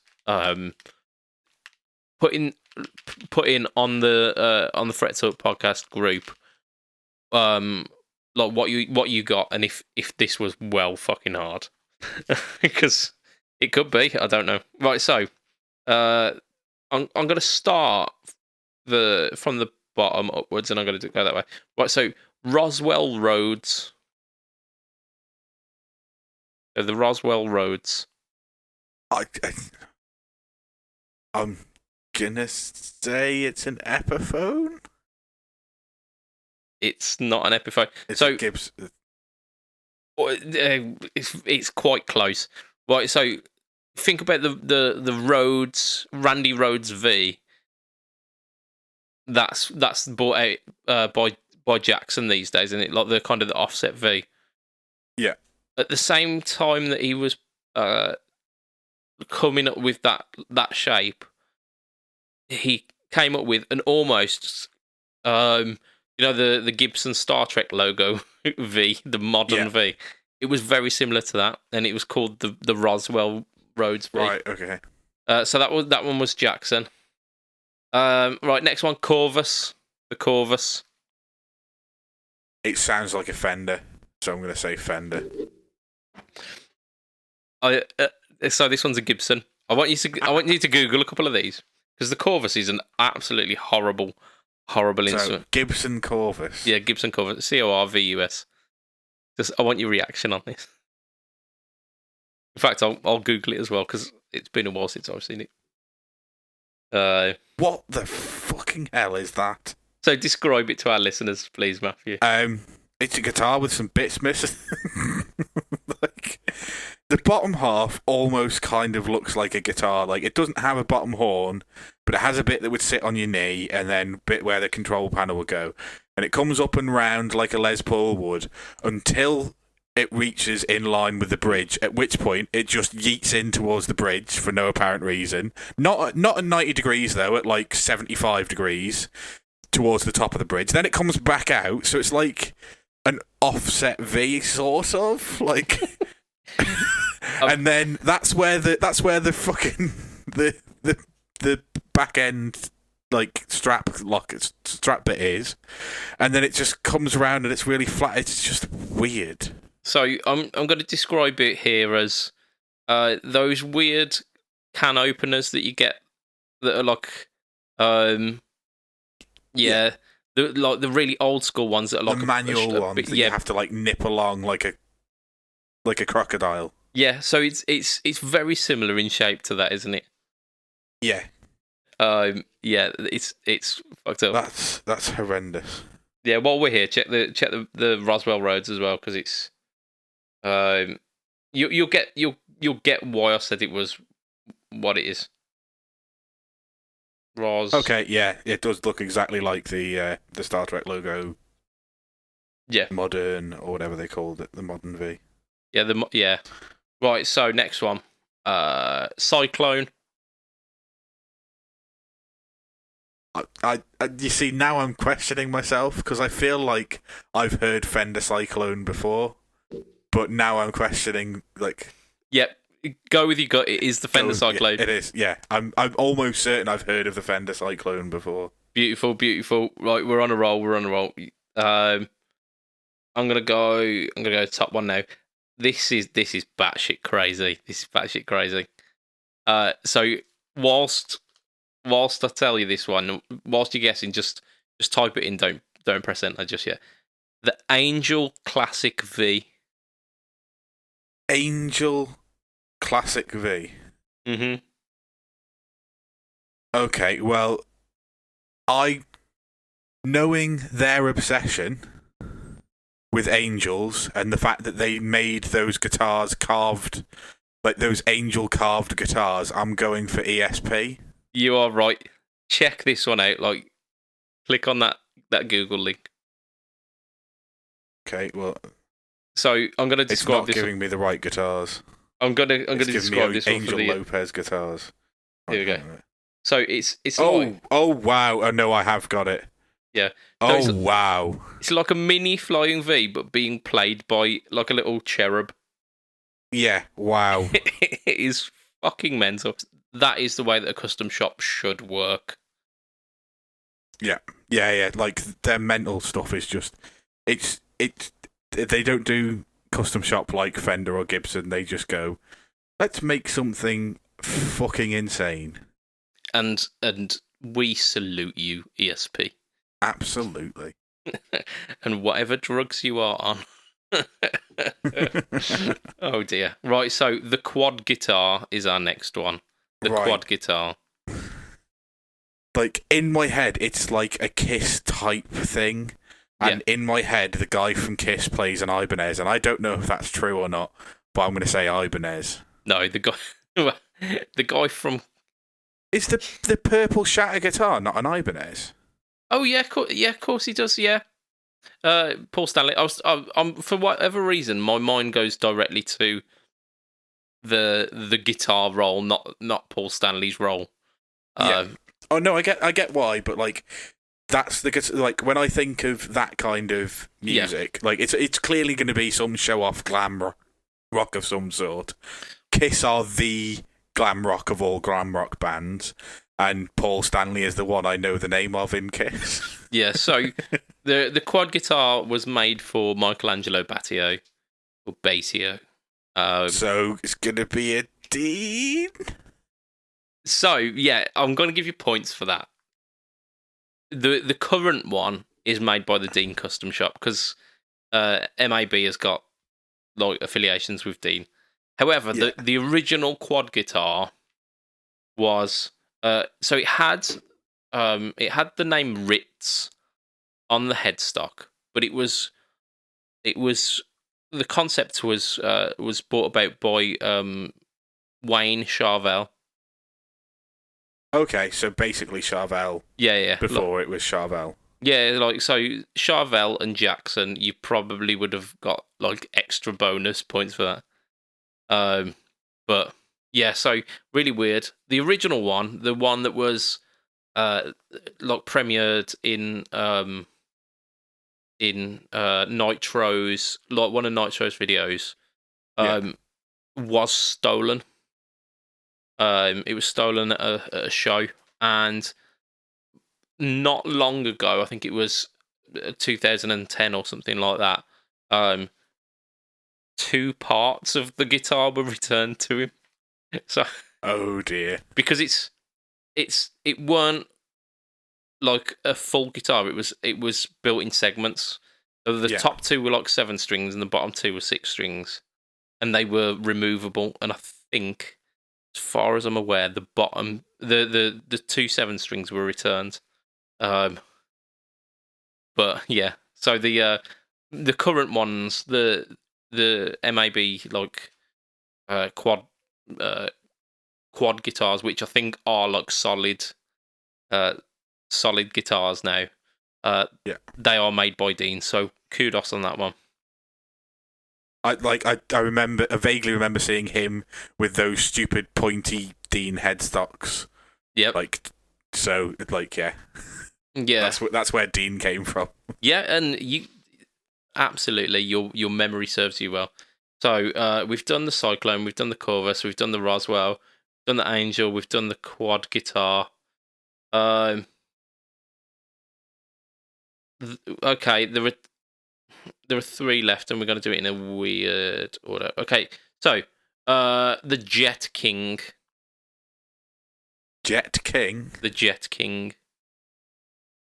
I don't know if that's there to throw me off, because Gretsch do the Duo Jet, so surely they do the Jet King. I'm going to say Gretsch. Nope. Good, like legitimately like detective style reasoning there, but no, not even close. Not even like Gretsch inspired. I'd understand if it was like, oh yeah, this is pointing at the Gretsch. No, it's not. It's an offset guitar, in the style of a Jazzmaster, but made by Ibanez. Okay. And they were absolutely awesome. They looked amazing. And they were discontinued, and I'm sad because I didn't appreciate them when they were around, and now I want one. You can buy one for $733 plus postage. Yeah, they weren't that new. They were kind of lower mid-tier Ibanez. They were like 300-400 quid. Oh, here we go. 440 quid. Yeah, still. Oh no, that's a base one. Yeah, you don't want that. Yeah, so they came in like a couple of different revisions, and they had like the humbucker ones with like actual like switches, but not like toggle switches, an actual almost like a mini light switch for like splitting the coils. And they did P90 versions as well, and they were delicious. I thought it's probably worth putting that one in here because I want one. I want one. Okay, Rick Nielsen's 5-neck guitar. So Rick Nielsen of Cheap Trick. Yeah. Who's batshit insane enough to try and make a 5-necked guitar? Unless you know who Rick Nielsen is affiliated with, you wouldn't get this in a month for Sundays. I haven't got a clue. Right, so complete and utter stab in the dark then. Yeah. I'll give you. It's a USA company. Okay. Now I'm going to make a tit of myself saying a company that's not based in the US.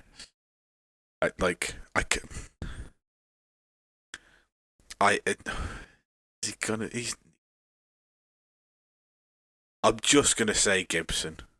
It's not Gibson. It's Hamer. Okay, I wouldn't have guessed that in a month of Sundays. Yeah, Hamer have done some really weird stuff for him. They've done like it's a lot of garish finishes. There's like checker pattern guitars and whatnot.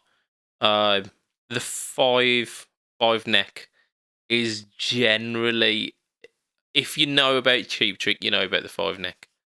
Yeah, I don't know anything about Cheap Trick, unfortunately. Yeah, it's strange. It really is fucking strange. But yeah, Hamer, just worth putting them in there. And I've got a Hamer over there, the Visa Hamer. Ah, So just a bit of trivia there on Budget Pedal Chap guitars.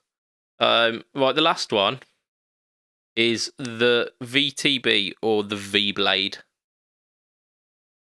VTB or V Blade? Yeah, VTB was the kind of the serial for it. The model Right, well, kind of name. Okay, was so it's V-Blade. not Ibanez because that's only 3 letters.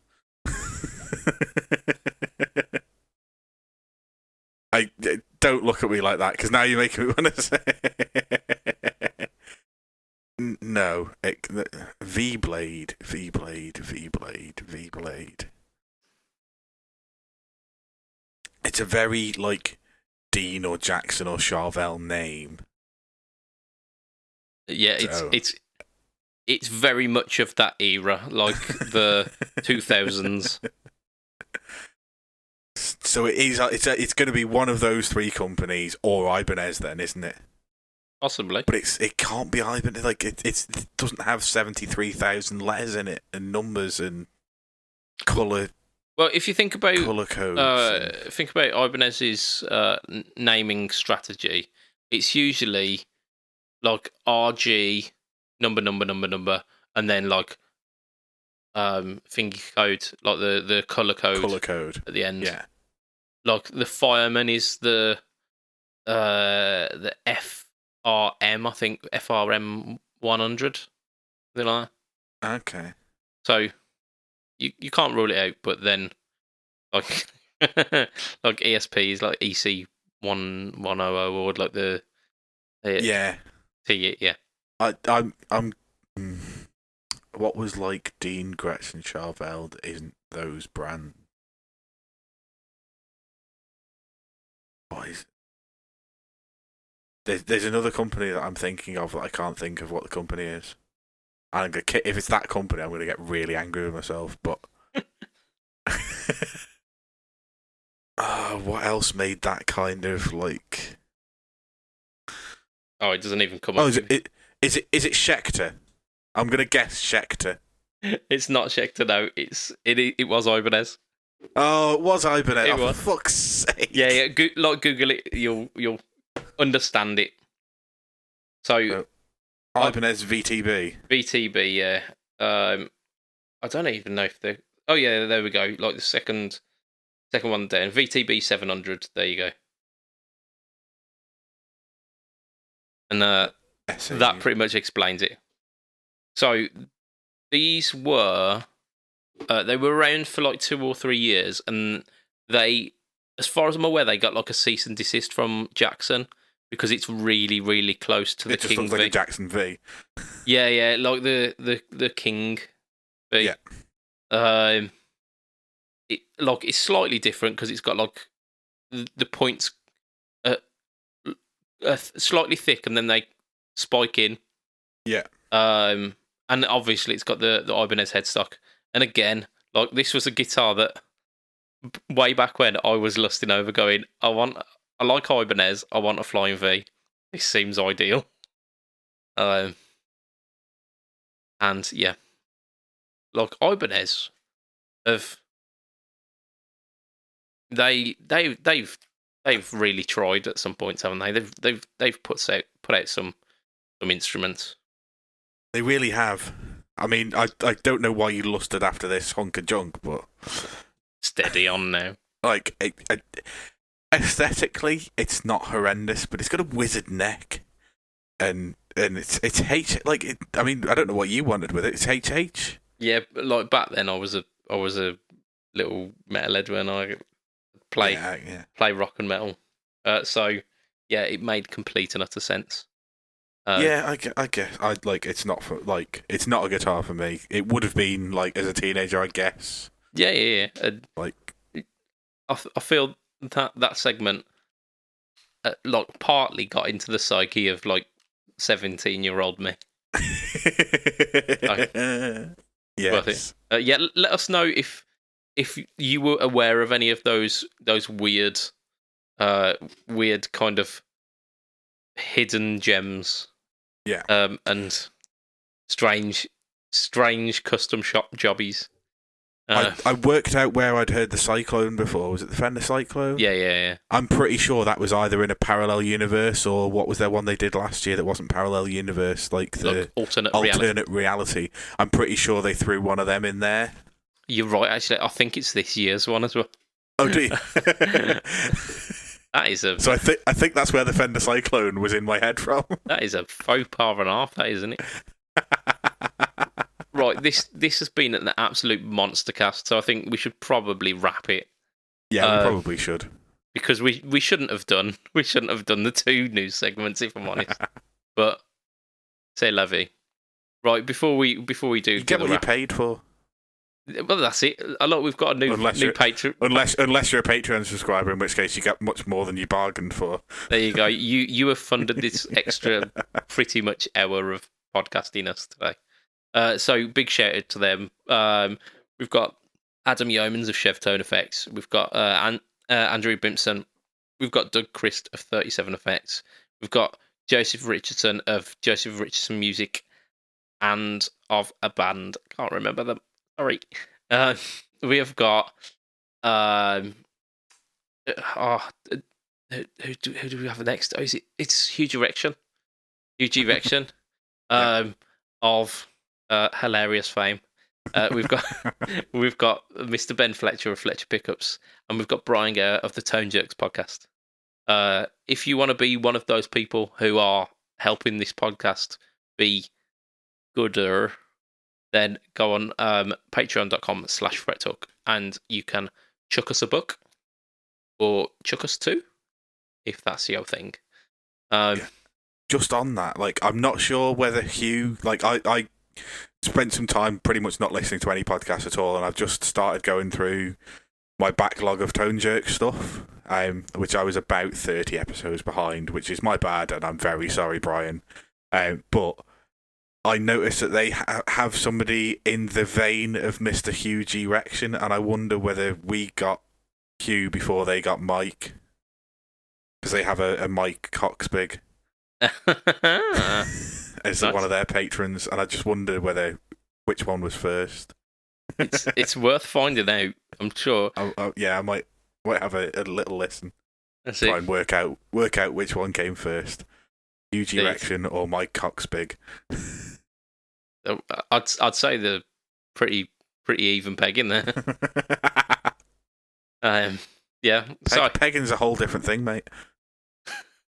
So I mean, if anyone wants to do that legwork for us and wade through the back catalogues, that'd be wonderful. And again, we keep mentioning the podcast group, so we are in Facebook groups, Fret Talk Podcast, where you can chat all things podcasty and just generally share stuff. It's been a bit quiet recently. We've not had a vast amount in there, so show us your boards. I want to see some pedal boards. I want to take some inspiration to do like segments on stuff. Maybe like I won't show you mine because it's fallen apart. Do it, Matt. Do it. Trigger people. I will. I'll take a photo on Saturday when I set up. No, Friday when I set up. I don't know when I'm setting up. Yeah, time just has no meaning at the moment. Absolutely not. So if you want to catch me online, it is BudgetPedalChap at Facebook, at Instagram, at YouTube, which on YouTube, the home to the No Talk All Tone series, which hopefully by the time this is out will have the Tate Effects Hot Coals. Fingers crossed if I get my finger out and do that. Yeah. I hope so, because if not, then I'm breaking like a 59-week streak of putting out videos or something like that. Are you up to like 59 weeks, are you? You over a year now? Possibly. I know it's less than that, isn't it? To be fair, it might not be too far off. I think it's 10 months. So that's like, what, 40 odd 40, weeks. Yeah. So yeah, not far off. That was an estimation. So there you go. I don't want to break that streak. Yeah, Matt, you are online under the guise of eel_MattQ I am. on Twitch, Twitter, Instagram. Yeah, there might be a YouTube channel called that too now, but there's nothing on there at the moment. Cool. There might be stuff coming. I don't know. I haven't decided. Don't stress yourself. Like, take it easy, Matt. Yeah, the channel exists anyway. There you go. If you want to be one of the first people to get on board with that before it absolutely blows up, then you can be part of that as well on YouTube. I'm not going to say what I was going to say. It's no. Oh dear, Matthew. I'm not going to say it. Yes. I'm not going to say anything about warehouses or parts of the world. Oh dear, that's okay. Views of Matt and all that, Too soon, Matt. Too soon. Right. That's our podcast for the week, isn't it? So, Matt, how do we end this? How do we stop it? How do we stop recording? What's happening? You point the microphone at me and say bye, Matt. Hey, bye, and Matt. I say bye, Matt. There we go. So, and then it's ta-ra a bit. That's it. Or tatty bye and good night. That's it. So from myself, Mr. BudgetPedalChap, from Mr. Matt Coyne. Say bye, Matt. Bye, Matt. Hey, there we go. We got it in the end. It will be a tatty bye and good night for this week. Draw a bit. Bye. Oh, hey. It's such a long cast. So long. And we've got to do a shit joke as well.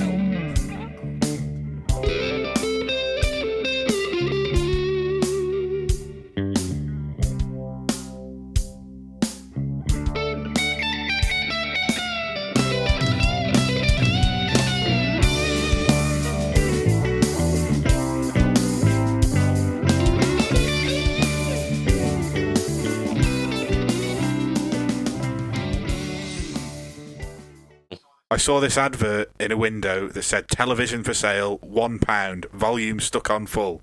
I thought, I can't turn that down. That's it. Go on. We'll have that. That is a good, solid, wholesome joke.